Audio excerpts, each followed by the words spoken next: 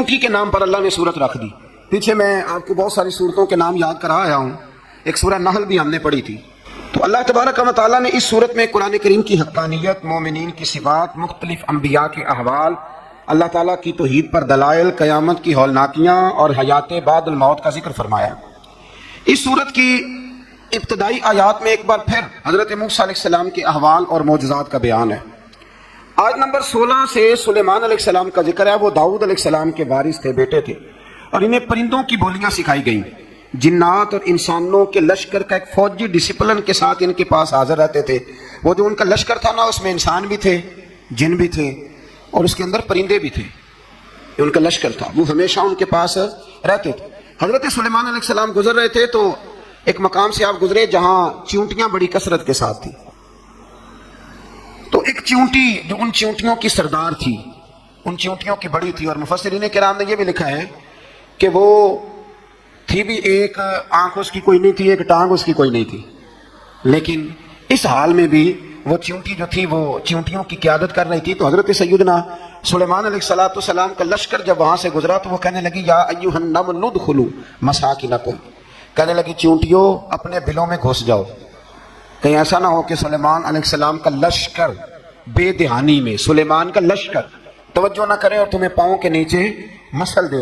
लिहाजा इस तरह करो कि तुम अपने अपने बिलों में घुस जाओ। हजरत सुलेमान अभी 3 मील दूर थे, तमाम मुफस्सिरीन ने लिखा है 3 मील दूर थे। तो वहां से चींटी बोली तो कुरान कहता है कि हजरत सुलेमान उसकी बात सुन के हंस पड़े। फतबस्सम दाहिका, आप उसकी बात सुन के हंस पड़े कि देखो ये चींटी क्या कह रही है। जरा गौर करना बात पर कि हजरत सुलेमान 3 मील दूर फासले पर चींटी की बात भी सुन लेते। मौलवी ने कुरान की आयत पक्की याद कर लिया, ना बशर मिसलुकुम, कहते हैं हुजूर ने कहा मैं तुम्हारी तरह का बशर हूँ, नबी हमारी तरह होते हैं जी। तो वो तो 3 मील दूर चींटी की आवाज सुन लेते थे। इसके कान में चींटी रखो भला, इसे कहो कि बता भला क्या कहती है, कुछ बताएगा, फिर दौड़ लगा देगा शायद। कान में रखो इसको, कहो बता चींटी क्या कहती। और अगर ये लफ्ज ना होते कुरान के कि जब उन्होंने सुना तो हंस पड़े, ये जुमले ना होते तो शायद इसको भी ना मानते।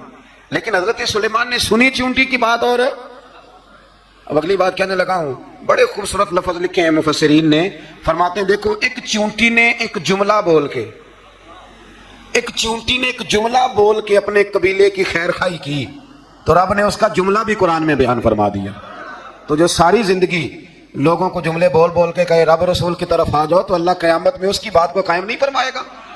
जो भी किसी की खैर खाई करे वो एक जुमला बोल के करे, और हो भी चींटी, तो अगर अल्लाह उसका जिक्र कुरान में बाकी रखता है तो मैं और आप अगर किसी की खैर खाई करेंगे तो इंशाल्लाह जिक्र बाकी रहेगा। शर्त यह है कि करें खैर खाई, खैर खाई करो किसी की, एक जुमला बोल के भी करो, चींटी भी हो तो अल्लाह कुरान में जिक्र बाकी फरमा देता है। तो अल्लाह तबारक व तआला ने इस बात का जिक्र कुरान मजीद में फरमाया। इस पर कई कुछ लिखा है। इसी तरह से एक बात और लिखी है हमारे मुफस्सिरीन ने कि हजरत सुलेमान एक दिन ना इसी तरह निकले, कहत पड़ गया था, बारिश नहीं होती थी, तो हजरत सुलेमान बाहर मैदान में निकले दुआ करने के लिए, खुश्क साली थी। तो जब आप गए तो एक चींटी अपने पैर फैला के दुआ मांग रही थी। तो रब करीम ने फरमाया सुलेमान आप वापस चले गए, बारिश आ जाएगी पर आएगी चींटी की दुआ पे। तो हजरत सुलेमान ने अर्ज की, मौला मैं भी तो इतना लश्कर लेके आया हूं ना, तो चलो हमें भी दुआ कर लेने दे, तो चींटी की दुआ पे बरसा देना, पर दुआ कर लेने दे। फरमाया नहीं, आप वापस जाएं, दुआ ना मांगे। या अल्लाह क्यों? फरमाया चींटी का दिल टूट जाएगा, वो तो कहेगी कि ये सुलेमान के लश्कर दुआ पे फिर बारिश आई है। तो आप ना करे, ताकि उसके दिल में ये बात रहे कि नहीं मेरे रब ने मेरी दुआ पे बारिश फरमाई। आप जाएं, यार बारिश आएगी पर आएगी चींटी की दुआ पे। तो जो चींटी बारिश की दुआ करे कौम के लिए, अल्लाह अगर उसका जिक्र कायम रखता है तो जो अपनी कौम के लिए हिदायत की दुआ करे। और कभी कभी गर्दन झुका के देखा करो कि दिल में रसूलुल्लाह की उम्मत का दर्द कितना है। अगर कहीं हुजूर की उम्मत का दर्द है तो फिर इंशाल्लाह जिक्र क़यामत तक बाकी रहेगा।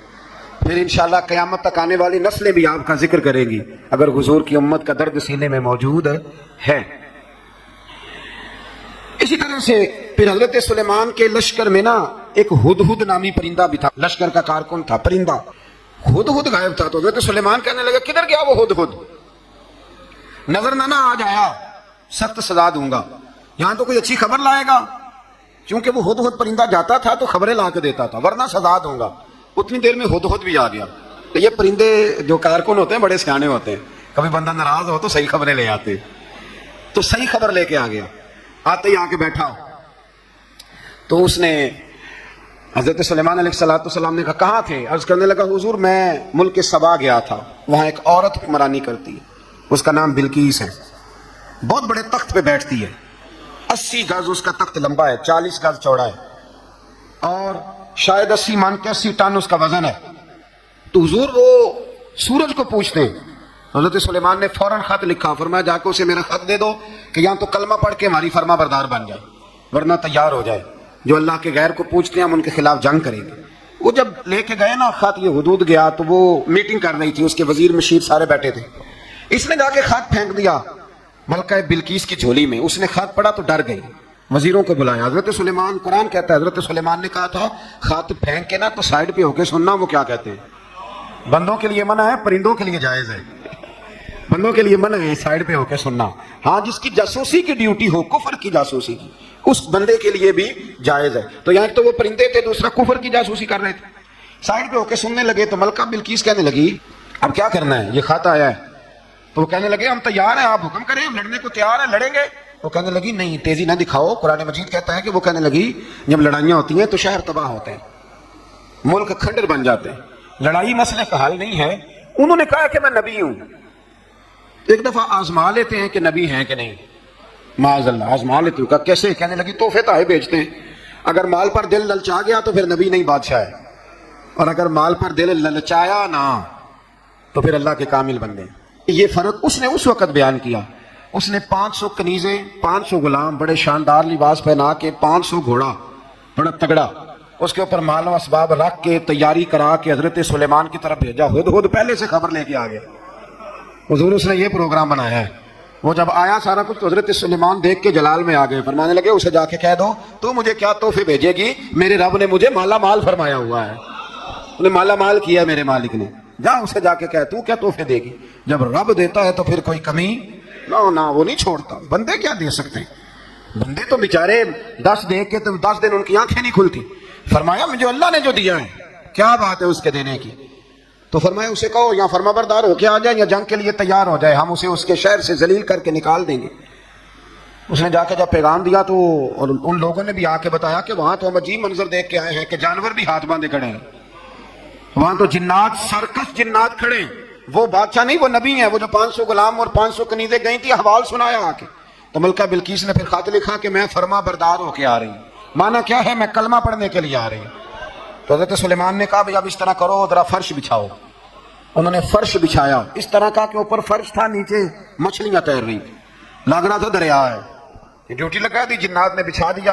ادھر حضرت سیدنا سلیمان فرمانے لگے اب چونکہ مان کے آ رہی ہے تو اسے اپنی نبوت کی علامتیں بھی دکھانی ہیں۔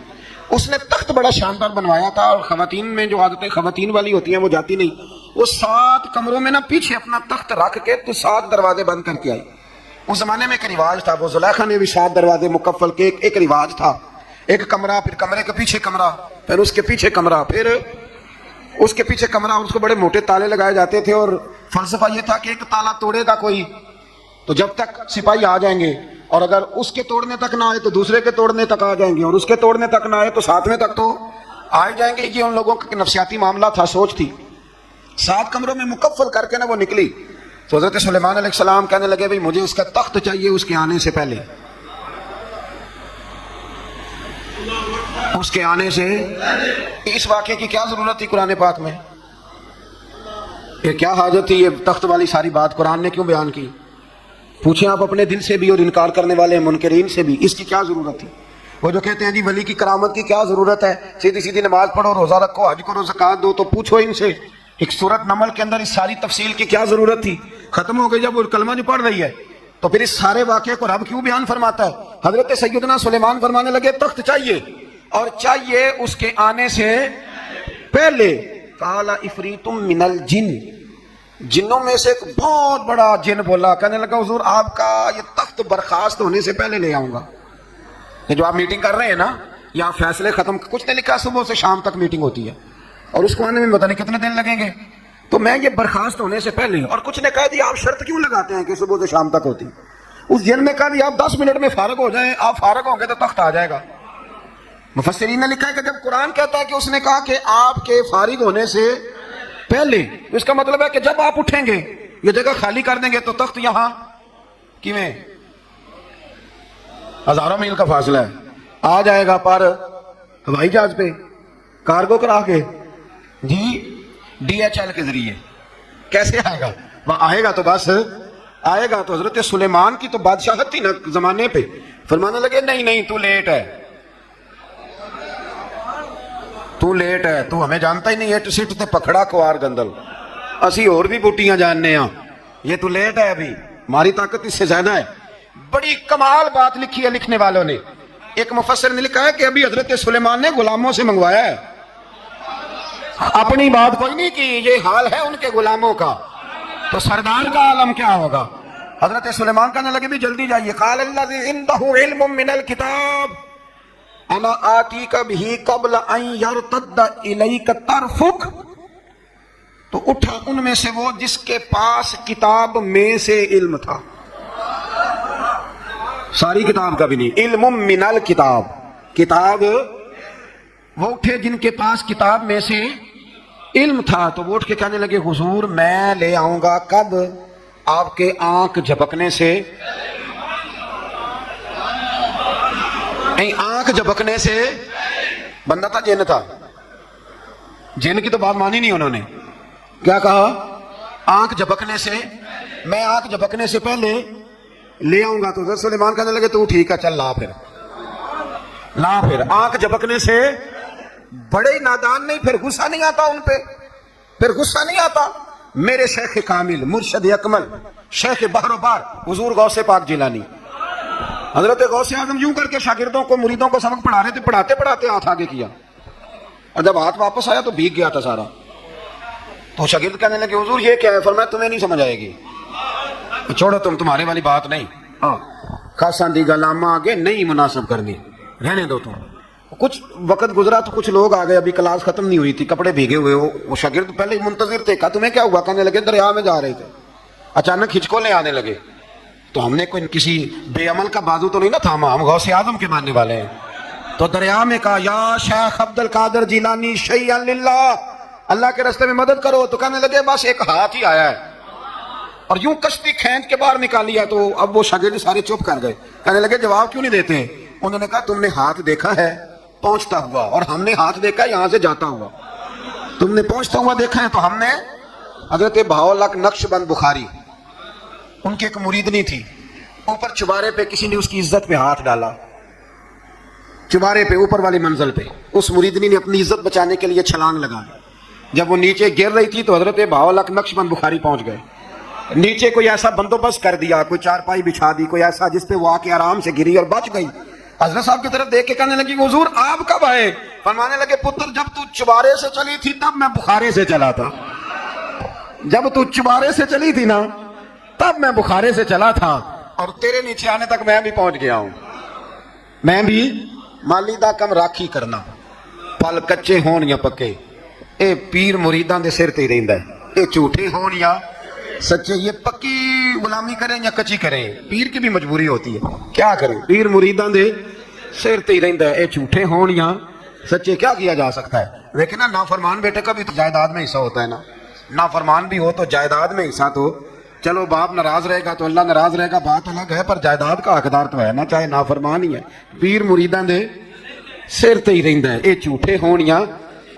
پھر وہ تخت آ گیا تو حضرت سلیمان سے پوچھا یہ کیا ہے؟ قال ھذا من فضل ربی، فرمانے لگے کچھ بھی نہیں، حضرت سلیمان کہنے لگے یہ میرے رب کا فضل ہے۔ شاید سب مفسرین نے بڑی بڑی باتیں کی ہوں، پر یہاں ایک قاضی ثناء اللہ پانی پتی رحمۃ اللہ علیہ کا فقرہ میں پڑھ رہا تھا، بڑا مزہ آ رہا تھا، قاضی صاحب فرمانے لگے اس آیت پہ، قاضی صاحب کہتے ہیں جن پر نرا فضل تھا، ھذا من فضل ربی، نرا فضل، فرمایا ان کی تو اتنی طاقت ہے کہ وہ ہزاروں میل دور سے 80 گز لمبا 80 گز چوڑا تخت آنکھ جھپکنے سے پہلے لے آتے ہیں، اور جن کے بارے میں اللہ فرماتے ہیں بشر المؤمنین بان لهم من اللہ فضلا کبیرا، فرمایا محبوب اپنے غلاموں کو خوشخبری دے دے، باقیوں پہ نرا فضل تھا، ان پر تو فضل کبیر ہے، ان پر تو بڑا فضل ہے اللہ کا، تو فرمایا جن پر فضل کبیر ہو، ایک نہیں، اس پر میں بڑے دلائل دے سکتا ہوں، کرامات اولیاء پر میں بڑے ہی دلائل دے سکتا ہوں، بڑے۔